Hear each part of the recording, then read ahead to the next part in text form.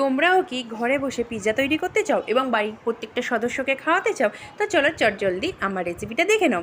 তো এখানে আমি 1 কাপ ময়দার মধ্যে কিছুটা পরিমাণে চিনি, নুন, টক দই এবং খাবার সোডা এবং ইস্ট এই কটা উপকরণ মাখিয়ে রেখেছিলাম 5 থেকে 6 ঘন্টা।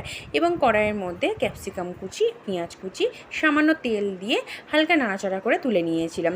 এবং যে ব্যাটারটা মাখিয়ে রেখেছিলাম সেটা ওটিজির যে ট্রে হয় সেই ট্রের মধ্যে হাত দিয়ে ভালো করে চেপে চেপে রাউন্ড করার পর কাঁটা চামচ দিয়ে ফুটফুট করে দিয়েছিলাম এবং ওটিজির মধ্যে 5 মিনিটের মতো গরম করতে দিয়েছিলাম। তো গরম হয়ে গেছে, তাতে এবার আমি পিৎজা সস এবং টমেটো সস দিয়ে ভালো করে মাখিয়ে নেবো চারিদিকটা। এবং ওই ভাজা ক্যাপসিকাম আর পেঁয়াজ কুচিটাকে ওই যে ব্যাটারটা আছে তার উপর লাগিয়ে দেবো। কিন্তু টমেটোটাকে আমি ভাজিনি এবং আমি দুটো চিজ ইউজ করেছিলাম আর তাতে দিয়েছিলাম পিৎজা মশলা।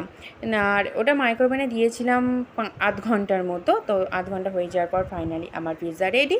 তোমরাই দেখে বলো কেমন হয়েছে। আর হ্যাঁ, ভিডিওটা যদি ভালো লাগে তাহলে প্লিজ লাইক আর কমেন্ট করো।